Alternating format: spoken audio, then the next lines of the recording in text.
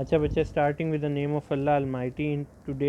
In this particular part we are going to continue our discussion regarding the chapter number 6, that is in bond valuation of your book, that is Principles of Managerial Finance by Gitman, 13th edition. Fine, we have already discussed all the stuff of that chapter in the previous parts, and in this particular part we are going to continue our discussion for the last topics of your chapter, that is bond valuation.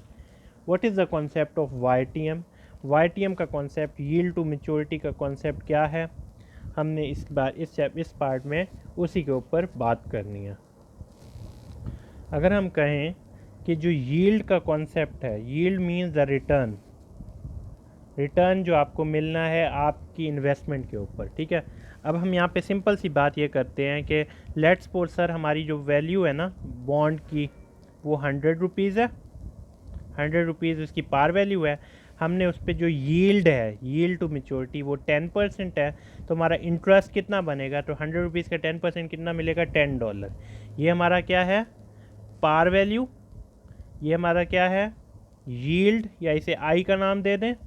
और ये हमारा क्या है, ये आई, capital I, ये हमारा interest की amount, यानी par value multiply I is equal to I. ये सिंपल सी बात समझ आ गई, par value multiply I is equal to आई.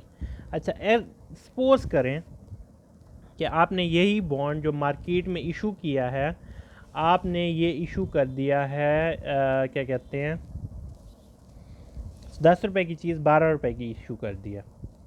अब ये बताएं कि आपको जब आपका ये जो 10 रुपये का बॉन्ड था या 100 रुपीज़ का बॉन्ड आपने 120 का इशू कर दिया, आपने एक बंदे के पास गए, आपने कहा कि सर मुझसे ये 100 रुपये की चीज़ परचेज़ कर लें. उस बंदे ने कहा ठीक है सर, मैं आपसे 100 रुपये की ये चीज़ परचेज़ कर लेता हूँ. लेकिन आपने उसे पैसे कितने लिए, 120 की, क्योंकि वो आपकी कंपनी में इन्वेस्टमेंट का ख्वाहिशमंद था, they he was willing to invest. आपने 120 इन्वेस्ट किए. चीज़ कितने की है, 100 की. 100 रुपीज़ का 10% आपको $10 मिलता है. ठीक हो गया, ऐसी बात है, आपको $10 उसे पे करना पड़ेगा, क्योंकि आपने उसे $100 लिए, आपने उससे वादा किया था मैं सब आपको 10% इंटरेस्ट पे करूँगा. ठीक हो गया. अब आप कहते हैं मुझे हर साल $10 पे करने पड़े, जबकि ऐसा नहीं है, क्योंकि आपने जो 20 रुपये इशू किया है ना, आपने 20 रुपये एडिशनल प्रीमियम लिया है. अगर आप उसे 10 ईयर्स के लिए डिवाइड करें तो हर साल आपको $2 एक्स्ट्रा जो है ना कम पैसे पे करने पड़े हैं. मेरी बात दोबारा से समझें, ये जो $2 आपका आ रहा है ना, ये कैसे आ रहा है कि चीज़ थी 100 की, लेकिन आपने 120 की इशू करी, आपको 20 रुपये का प्रॉफिट हुआ ना. ये 20 सिर्फ एक साल में ना करें. लेट्स सपोज हमारा एन है 10 ईयर्स तक, यानी ये जो इशू किया आपने 10 ईयर्स के लिए इशू किया है, हर साल आपको $2 बचेगा. अगर आप 2 पर डिवाइड करें, यानी आप जो $10 उसे इंटरेस्ट देंगे, असल में आप उसे इंटरेस्ट कितना दे रहे हैं, $8 दे रहे हैं. इस कॉन्सेप्ट को कहते हैं यील्ड टू मैच्योरिटी का. इस पार्ट, इस वीडियो को बार बार आपने देखना है. ये आपको सिंपल सी बात समझ आ गई, ये यहाँ तक. अगर हम ये बात करें कि ये आपकी पार वैल्यू $100, इंटरेस्ट आपको 10%, और आई, हम कहते हैं सर हमने ये चीज़ कैलकुलेट करनी है, हमें ये निकालने का तरीका, आई इज इक्वल टू 1, ये capital I divided by present value. यहाँ तक हो गया. हम कहते हैं कि सर वो जो इंटरेस्ट आपने मुझे ये वाली बात की है ना, $10 से $2, यहाँ पे ज़रा उसे इंटरप्रेट तो करें. मैं यहाँ पे कहता हूँ कि यहाँ पे प्लस कर लें par value minus market value. Market value can be a selling value divided by N पे डिवाइड कर लें. क्या, यानी इसमें से देखें ना, 100 माइनस 120 डिवाइडेड बाय 10, इस दोनों में से कैलकुलेट, 100 में से 120 का -20 डिवाइडेड बाय 10, ये ख़त्म किया. ये $2 आपका क्या, इंटरेस्ट आपने $10 देना था, 10 में से 2 निकाले, असल में आप $8 दे रहे हैं. और ये जो प्राइस आप दे रहे हैं ना, ये इसको हम कहते हैं एवरेज प्राइस. एवरेज प्राइस निकालने के लिए आप क्या करेंगे, the par value plus market value divided by 2. Average ऐसे ही निकाली जाती है.